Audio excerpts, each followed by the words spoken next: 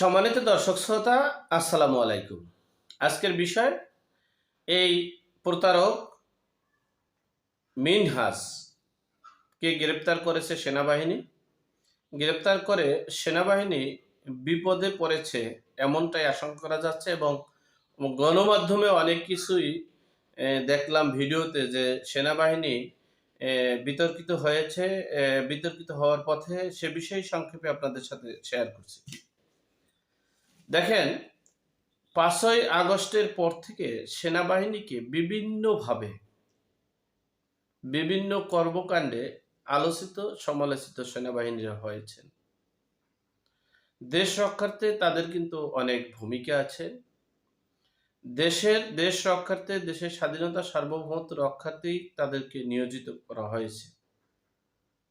এ দেশের স্বাধীনতা সার্বভৌমত্ব, মুক্তিযোদ্ধার চেতনা এবং দেশকে রক্ষার্থে দেশের জনগণের কল্যাণে তাদেরকে নিয়োজিত করা হয়েছে। তারা নিরপেক্ষ থেকে, অর্থাৎ সকল মানুষের কাছে, সে যে দলেরই হোক না কেন, তাকে মানুষ হিসেবে, নাগরিক হিসেবে মূল্যায়ন করে তাকে বিচার করতে হবে।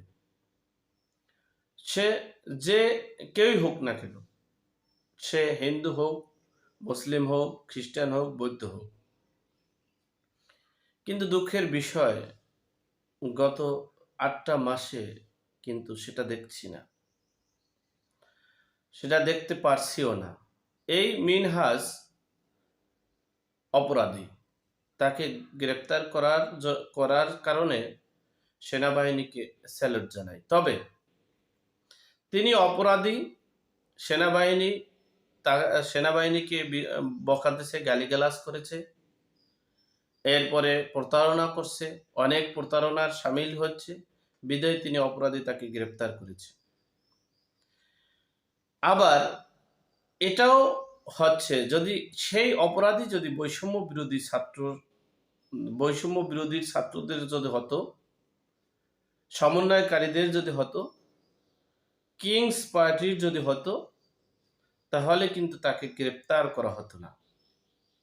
সেটা বিভিন্ন সোশ্যাল মিডিয়ায় প্রমাণিত হয়েছে। দেখেন, সারা বিশ্ববাসী প্রায় বলতে গেলে জেনেছে যে এই কিংস পার্টির নেতা হাসনাত আবদুল্লাহ যে সেনাবাহিনীকে বিতর্কিত করল, যে বলল আমাদেরকে ডেকে নিয়ে আওয়ামী লীগকে পুনর্বাসন করার জন্য পায়তারা চালাচ্ছে, এমনকি তাদের পদত্যাগ ছিল, 48 ঘন্টার আলটিমেটাম দিল।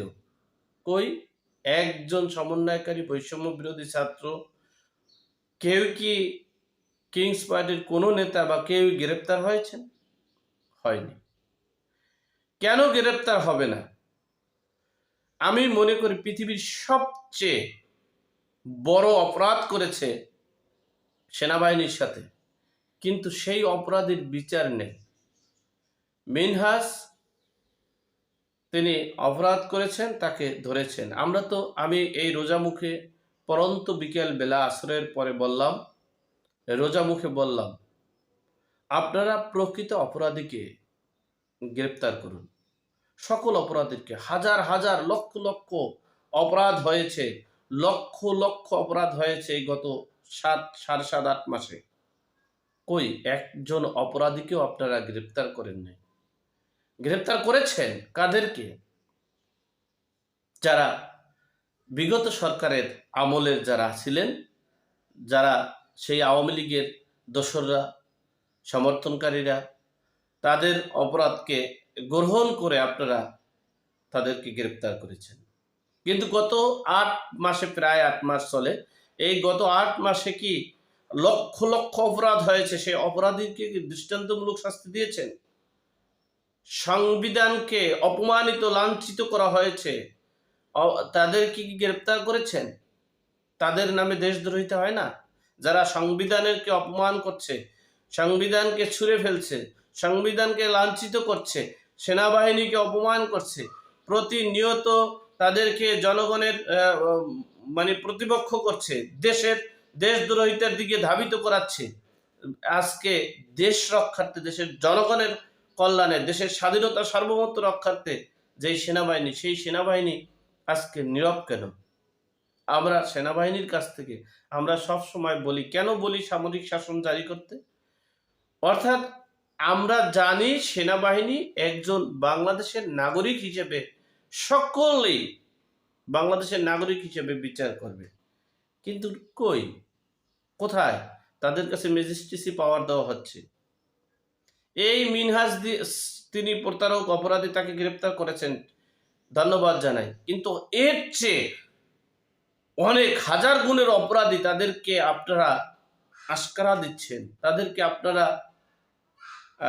তাদেরকে আপনারা প্রোটেকশন দিচ্ছেন, অপরাধীকে বিচারের আওতায় আনছেন না। দেশটা একটা অরাজকতার দিকে ধাবিত হচ্ছে। যত অপরাধী ছাড় পাবে তত দেশটা বিশৃঙ্খলার দিকে ধাবিত হবে। যত অপরাধীরা অপরাধ করতে পারবে তত দেশটা বিশৃঙ্খলার দিকে ধাবিত হবে। কেন আমরা সেটা বুঝতে পারছি না? আমরা শুধু বুঝতে পারছি আওয়ামী লীগ, ছাত্রলীগ, আওয়ামী লীগের দোসর, ভারতের দালাল, এটা নাকি দেশকে রক্ষা করতে হবে, দেশের জনগণকে নিরাপত্তায় রাখতে হবে, দেশের জনগণকে নিরাপদ দিতে হবে।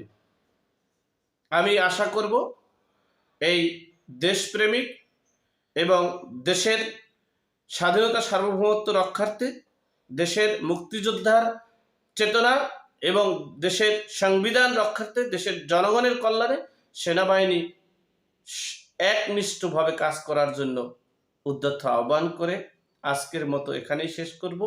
ভালো থাকবেন, সুস্থ থাকবেন। আসসালামু আলাইকুম।